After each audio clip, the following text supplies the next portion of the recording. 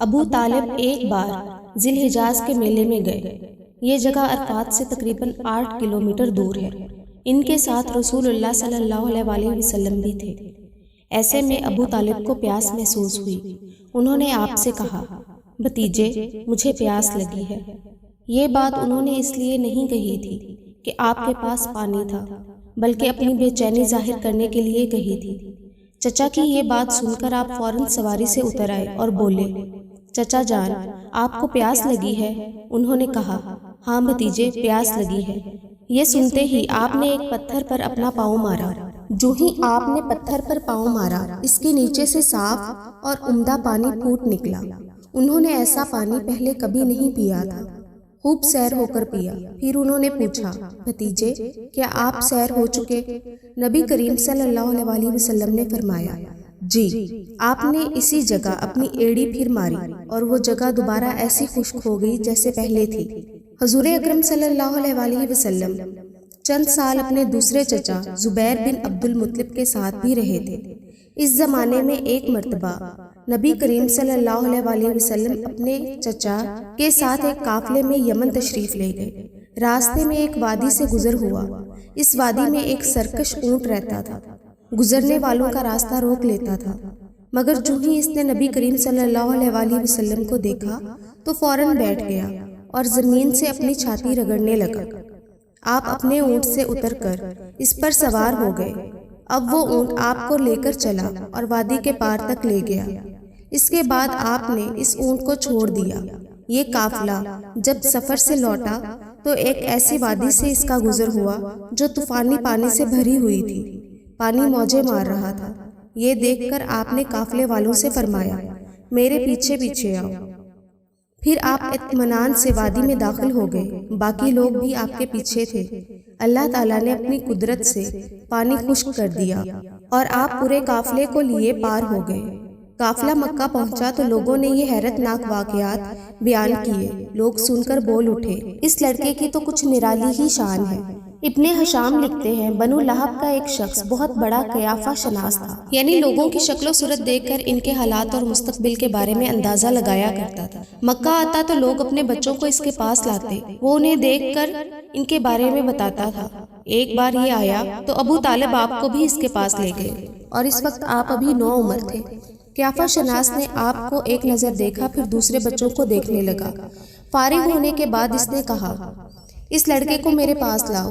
ابو طالب نے یہ بات محسوس کر لی تھی کہ قیافہ شناس نے ان کے بھتیجے کو عجیب نظروں سے دیکھا ہے، لہٰذا وہ آپ کو لے کر وہاں سے نکل آئے تھے۔ جب قیافہ شناس کو معلوم ہوا کہ آپ وہاں موجود نہیں تو وہ چیخنے لگا، تمہارا برا ہو، اس لڑکے کو میرے پاس لاؤ جس سے میں نے ابھی دیکھا ہے۔ اللہ کی قسم وہ بڑی شان والا ہے۔ ابو طالب نے نکلتے ہوئے اس کے یہ الفاظ سن لیے تھے۔ ابو طالب نے تجارت کی غرض سے شام جانے کا ارادہ کیا۔ نبی کریم صلی اللہ علیہ وسلم نے بھی ساتھ جانے کا شوق ظاہر فرمایا۔ بعض روایات میں آیا ہے کہ آپ نے جانے کے لیے خاص طور پر فرمائش کی۔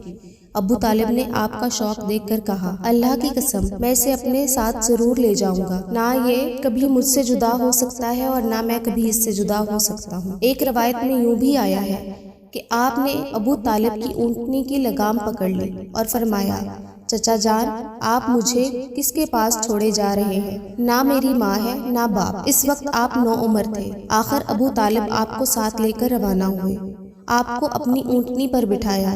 راستے میں عیسائیوں کی ایک عبادت گاہ کے پاس ٹھہرے۔ خانقاہ کے راہب نے نبی کریم صلی اللہ علیہ وسلم کو دیکھا تو چونک اٹھا۔ اس نے ابو طالب سے پوچھا، یہ لڑکا تمہارا کون ہے؟ انہوں نے جواب دیا، یہ میرا بیٹا ہے۔ یہ سن کر راہب نے کہا، یہ تمہارا بیٹا نہیں ہو سکتا۔ یہ سن کر ابو طالب بہت حیران ہوئے اور بولے، کیا مطلب؟ یہ کیوں میرا بیٹا نہیں ہو سکتا بھلا؟ اس نے کہا، یہ ممکن ہی نہیں کہ اس لڑکے کا باپ زندہ ہو، یہ نبی ہے۔ مطلب یہ تھا کہ ان میں جو نشانیاں ہیں وہ دنیا کے آخری نبی کی ہیں، اور ان کی ایک علامت یہ ہے کہ وہ یتیم ہوں گے۔ ان کے باپ کا انتقال اسی زمانے میں ہو جائے گا جب وہ پیدا بھی نہیں ہوئے ہوں گے۔ اس لڑکے میں آنے والے نبی کی تمام علامات موجود ہیں۔ ان کی ایک نشانی ہے کہ بچپن میں ان کی والدہ کا بھی انتقال ہو جائے گا۔ اب ابو طالب نے اس راہب سے پوچھا، نبی کیا ہوتا ہے؟ راہب نے کہا، نبی وہ ہوتا ہے جس کے پاس آسمان سے خبریں آتی ہیں اور وہ پھر زمین والوں کو اطلاع دیتا ہے۔ تم یہودیوں سے اس لڑکے کی حفاظت کرنا۔ اس کے بعد ابو طالب وہاں سے آگے روانہ ہوئے۔ راستے میں ایک اور راہب کے پاس ٹھہرے۔ یہ بھی ایک خانقاہ کا عابد تھا۔ اس کی نظر بھی نبی کریم صلی اللہ علیہ وسلم پر پڑی تو یہی پوچھا، یہ لڑکا تمہارا کیا لگتا ہے؟ ابو طالب نے اس سے بھی یہی کہا، یہ میرا بیٹا ہے۔ راہب یہ سن کر بولا، یہ تمہارا بیٹا نہیں ہو سکتا، اس کا باپ زندہ ہی نہیں ہو سکتا۔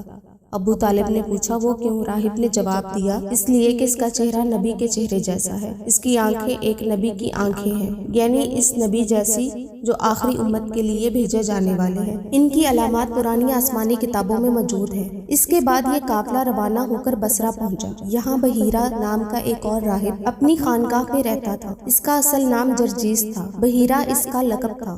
وہ بہت زبردست عالم تھا۔ حضرت عیسیٰ علیہ السلام کے زمانے سے اس خانقاہ کا راہب نسل در نسل یہ عالم فاضل خاندان ہی چلا آ رہا تھا۔ اس طرح اس زمانے میں اس کا سب سے بڑا عالم بحیرہ ہی تھا۔ قریش کے لوگ اکثر بحیرہ کے پاس سے گزرا کرتے تھے، مگر اس نے کبھی ان سے کوئی بات نہیں کی تھی۔ مگر اس بار اس نے قافلے میں آپ کو دیکھ لیا تو پورے قافلے کے لیے کھانا تیار کروایا۔ بحیرہ نے یہ منظر بھی دیکھا کہ نبی کریم صلی اللہ علیہ وسلم پر ایک بدلی سایہ کیے ہوئے تھی۔ جب یہ قافلہ ایک درخت کے نیچے آ کر ٹھہرا تو اس نے بدلی کی طرف دیکھا، وہ اب اس درخت پر سایہ ڈال رہی تھی اور اس درخت کی شاخیں اس طرف جھک گئی تھیں جدھر نبی کریم صلی اللہ علیہ وسلم موجود تھے۔ اس نے دیکھا بہت سی شاخوں نے آپ کے اوپر جمگٹا سا کر لیا تھا۔ اصل میں ہوا یہ تھا، جب نبی کریم صلی اللہ علیہ وسلم اس درخت کے پاس پہنچے تو قافلے کے لوگ پہلے ہی سایہ دار جگہ پر قبضہ کر چکے تھے۔ اب آپ کے لیے کوئی سایہ دار جگہ نہیں بچی تھی، چنانچہ جب آپ دھوپ میں بیٹھے تو شاخوں نے اپنا رخ تبدیل کر لیا تھا اور آپ کے اوپر جمع ہو گئی۔ اس طرح آپ مکمل طور پر سائے میں ہو گئے۔ بحیرہ نے یہ منظر صاف دیکھا تھا۔ آپ کی یہ نشانی دیکھ کر اس نے قافلے والوں کو پیغام بھجوایا، اے قریشیوں، میں نے آپ لوگوں کے لیے کھانا تیار کروایا ہے۔ میری خواہش ہے کہ آپ تمام لوگ کھانا کھانے آئیں، یعنی بچے، بوڑھے اور غلام سب آئیں۔ بحیرہ کا یہ پیغام سن کر قافلے میں سے ایک نے کہا، اے بحیرہ، آج تو آپ نیا کام کر رہے ہیں، ہم تو اکثر اس راستے سے گزرتے ہیں، آپ نے کبھی دعوت کا انتظام نہیں کیا، پھر آج کیا بات ہے؟ بحیرہ نے انہیں صرف اتنا جواب دیا، تم نے ٹھیک کہا، لیکن بس آپ لوگ مہمان ہیں اور مہمان کا اکرام کرنا بہت اچھی بات ہے۔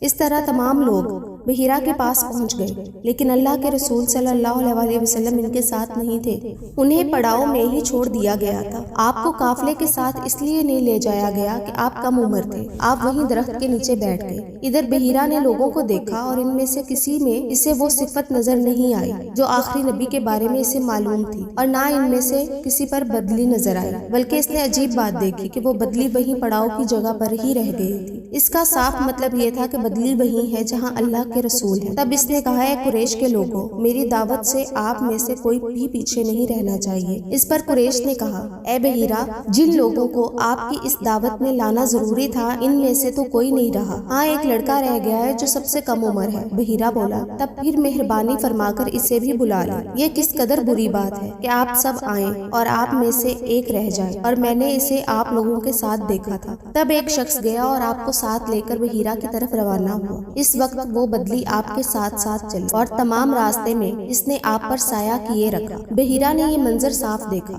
وہ اب آپ کو اور زیادہ غور سے دیکھ رہا تھا اور آپ کے جسم مبارک میں وہ علامات تلاش کر رہا تھا جو ان کی کتب میں درج۔ جب لوگ کھانا کھا چکے اور ادھر ادھر ہو گئے تب بحیرہ آپ کے پاس آیا اور بولا، میں لات اور عزا کے نام پر آپ سے چند باتیں پوچھنا چاہتا ہوں، جو میں پوچھوں آپ بتائیں۔ اس کی بات سن کر آپ نے فرمایا، لات اور عزا کے نام پر مجھ سے کچھ نہ پوچھو، اللہ کی قسم مجھے سب سے زیادہ نفرت انہی سے ہے۔ اب بحیرہ بولا، اچھا تو پھر اللہ کے نام پر بتائیں جو میں پوچھنا چاہتا ہوں۔ تو آپ نے فرمایا، پوچھو کیا پوچھنا ہے۔ اس نے بہت سے سوالات کیے، آپ کی ایک عادت کے بارے میں پوچھا۔ اس کے بعد اس نے آپ کی کمر پر سے کپڑا ہٹا کر مہر نبوت کو دیکھا، وہ بالکل ویسے ہی تھی جیسا کہ اس نے اپنی کتابوں میں پڑھا تھا۔ اس نے فوراً مہر نبوت کی جگہ بوسہ دیا۔ قریش کے لوگ یہ سب دیکھ رہے تھے اور حیران ہو رہے تھے، آخر لوگ کہے بغیر نہ رہ سکے، یہ راہب محمد صلی اللہ علیہ وسلم میں بہت دلچسپی لے رہا ہے، شاید اس کے نزدیک ان کا مرتبہ بہت بلند ہے۔ ادھر نبی کریم صلی اللہ علیہ وسلم سے بات چیت کرنے کے بعد بحیرہ ابو طالب کی طرف آیا اور بولا، یہ لڑکا تمہارا کیا لگتا ہے؟ ابو طالب نے کہا، یہ میرا بیٹا ہے۔ اس پر بحیرہ نے کہا، نہیں، یہ تمہارا بیٹا نہیں ہو سکتا، یہ نہیں ہو سکتا کہ اس کا باپ زندہ ہو۔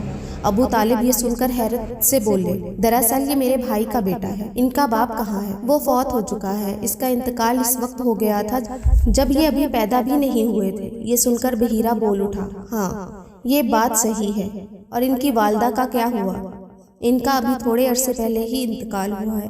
یہ سنتے ہی بحیرہ نے کہا، بالکل ٹھیک کہا، اب تم یوں کرو کہ اپنے بھتیجے کو واپس وطن لے جاؤ، یہودیوں سے اس کی پوری طرح حفاظت کرو۔ اگر انہوں نے انہیں دیکھ لیا اور ان میں وہ نشانیاں دیکھ لیں جو میں نے دیکھی ہیں تو وہ انہیں قتل کر دیں گے۔ تمہارا یہ بھتیجا نبی ہے، اس کی بہت شان ہے، ان کی شان کے بارے میں ہم نے اپنی کتابوں میں لکھا ہوا پڑھا ہے، اور ہم نے اپنے باپ داداؤں سے بھی بہت کچھ سن رکھا ہے۔ میں نے یہ نصیحت کر کے اپنا فرض پورا کر دیا، اور انہیں واپس لے جانا تمہاری ذمہ داری ہے۔ ابو طالب بحیرہ کی باتیں سن کر خوف زدہ ہو گئے، آپ کو لے کر مکہ واپس آ گئے۔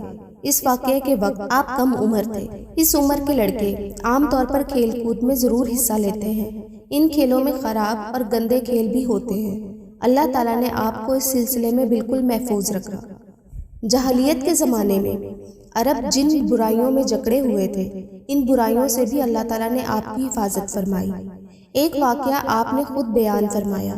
ایک قریشی لڑکا مکہ کے بلائی حصے میں اپنی بکریاں لیے میرے ساتھ تھا۔ میں نے اس سے کہا، تم ذرا میری بکریوں کا دھیان رکھو تاکہ میں قصہ گوئی کی مجلس میں شریک ہو سکوں۔ وہاں سب لڑکے جاتے ہیں۔ اس لڑکے نے کہا، اچھا۔ اس کے بعد میں روانہ ہوا۔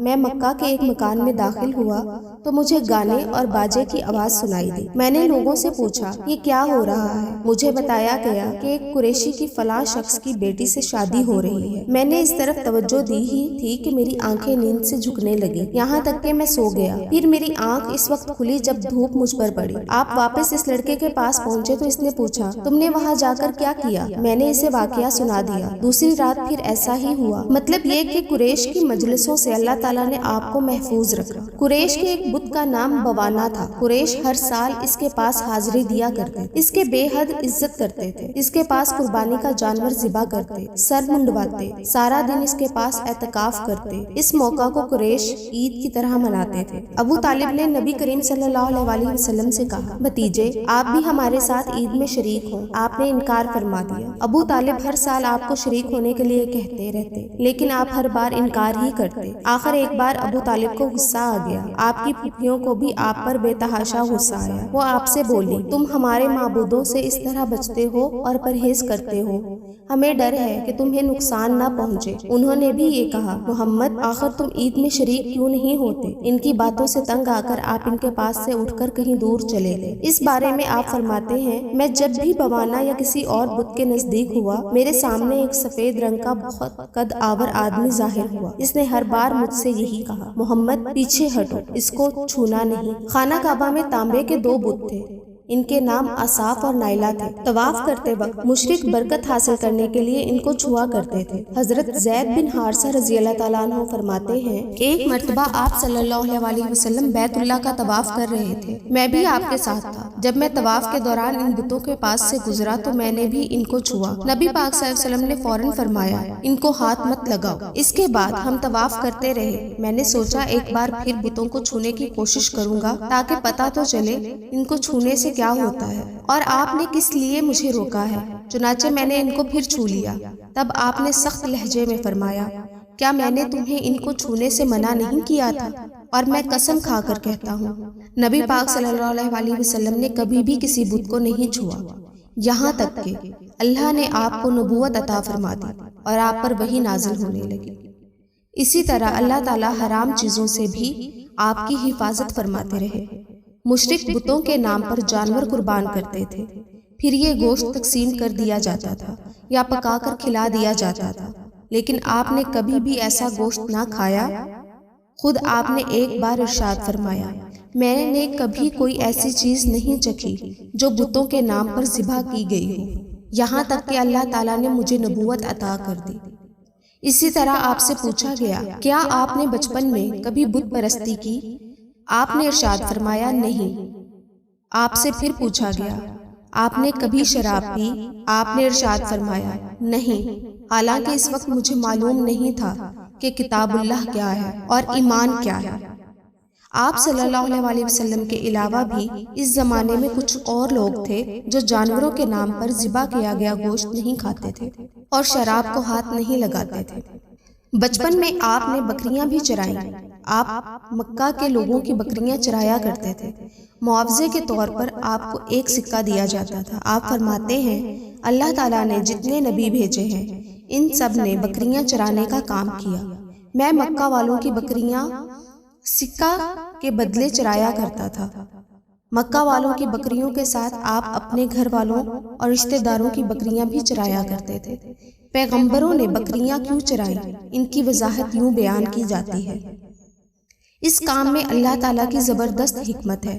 بکری کمزور جانور ہے، لہٰذا جو شخص بکریاں چراتا ہے اس میں قدرتی طور پر نرمی، محبت اور انکساری کا جذبہ پیدا ہو جاتا ہے۔ ہر کام اور پیشے کی کچھ خصوصیات ہوتی ہیں۔ مثلاً قصاب کے دل میں سختی ہوتی ہے، لوہار جفاکش ہوتا ہے، مالی نازک طبع ہوتا ہے۔ اب جو شخص بکریاں چراتا رہا، جب وہ مخلوق کی تربیت کا کام شروع کرے گا تو اس کی طبیعت میں سے گرمی اور سختی نکل چکی ہوگی۔ مخلوق کی تربیت کے لیے وہ بہت نرم مزاج ہو چکا ہوگا، اور تبلیغ کے کام میں نرم مزاجی کی بہت ضرورت ہوتی ہے۔